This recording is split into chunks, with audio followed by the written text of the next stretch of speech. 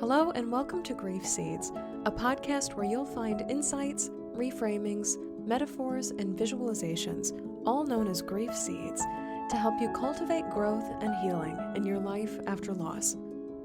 My name is Shelby Forsythia. I'm an intuitive grief guide and author, and on this show, I'll share insights from my interactions with clients, wise words from fellow grievers, and personal stories from my own life, with the hope that they transform your grief as they have transformed mine. Because even when it doesn't feel like it, we are planting the seeds of growth in the midst of great pain and heartache. Your grief is welcome here. Hi there, grief growers, and welcome to another episode of Grief Seeds. Thank you so much for joining me here today. I want to share with you an entry from my book, Your Grief, Your Way, all about what to do when friends and family members tell you to just let it go.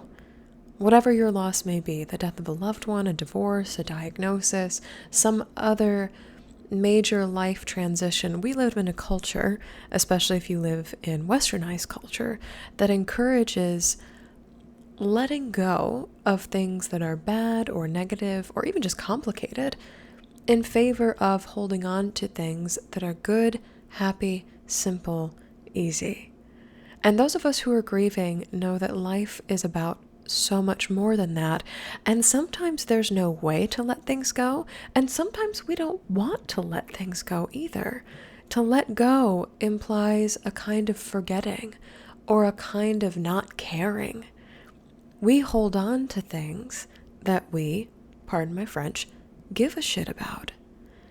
And to let go of people, places, dreams, ideas that we have lived with for so long and maybe were taken from us can feel like a kind of amnesia that we do not want to give ourselves, that would somehow diminish our grief or our loss or our love.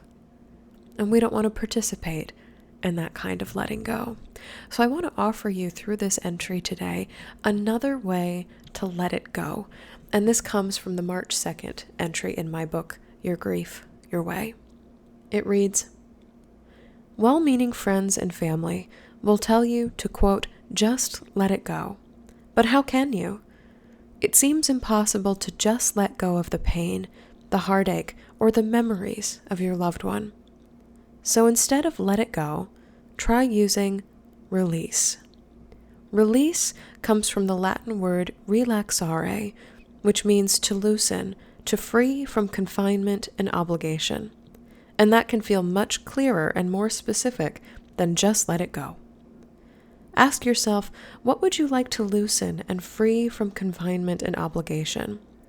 Maybe you want to release the thoughts of your loved one's final moments. Perhaps you want to release the obligation to chair your neighborhood's block party this year. When you feel like you're holding on too tight, finish this sentence. Right now, I would like to release, insert thing to be released here. And I love this exercise or this reframing of just let it go, because for so many of us in grief, like that's not specific enough. What do you mean? Do you want me to forget? Do you want me to act happy?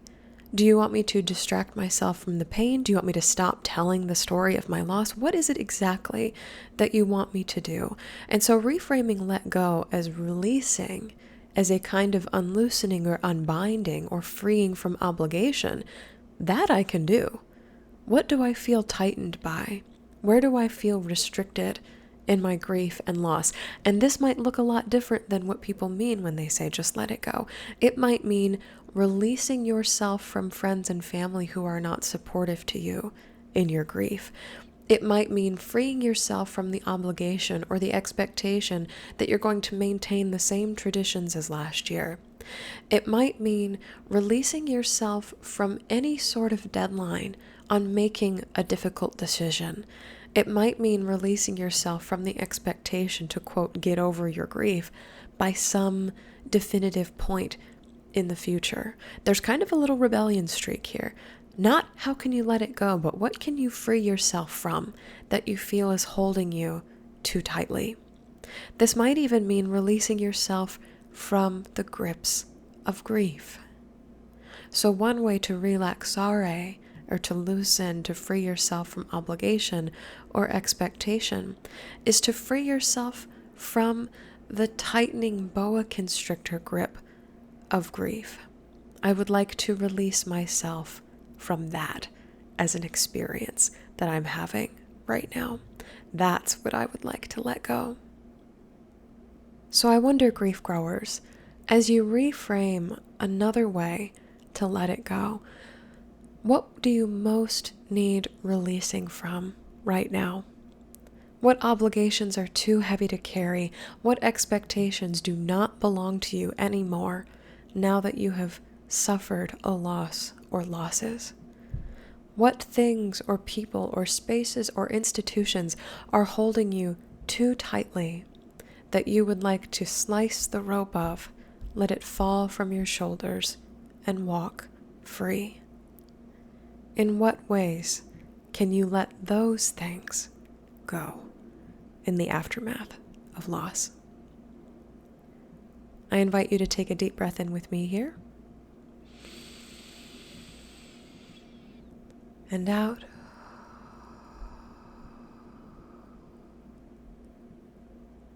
My dear grief grower, the next time somebody tells you to just let it go, may you have the presence of mind to reframe it as release.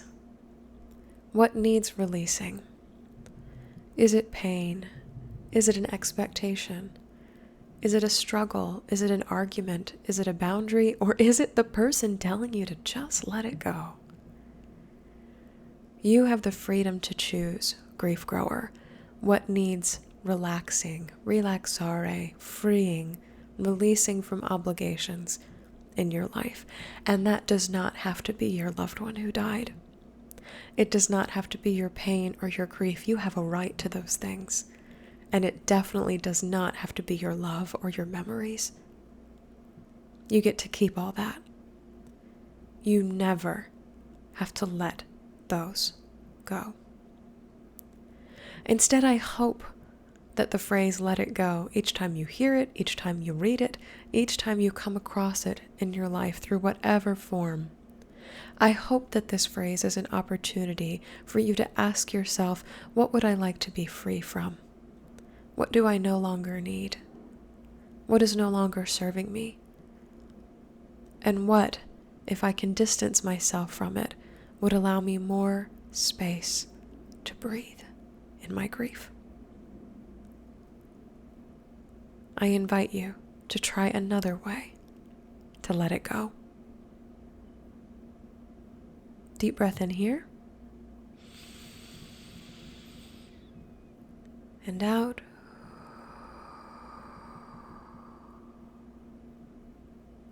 Thank you so much for joining me today on Grief Seeds.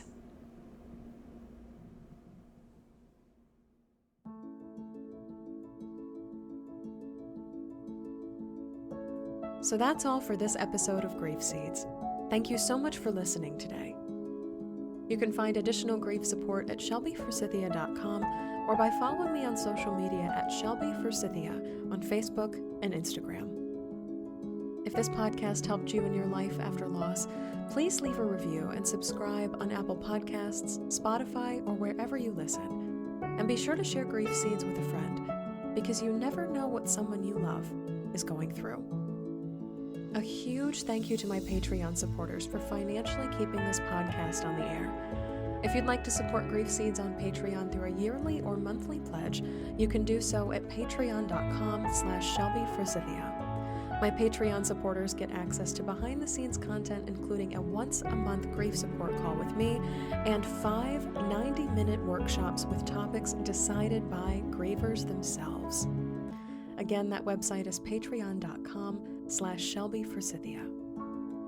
Music for Grief Seeds is performed by Addie Goldstein. As always, my dear grief growers, it was beautiful sharing this space and time with you today. I see you.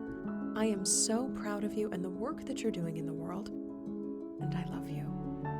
Because even through grief, we are growing.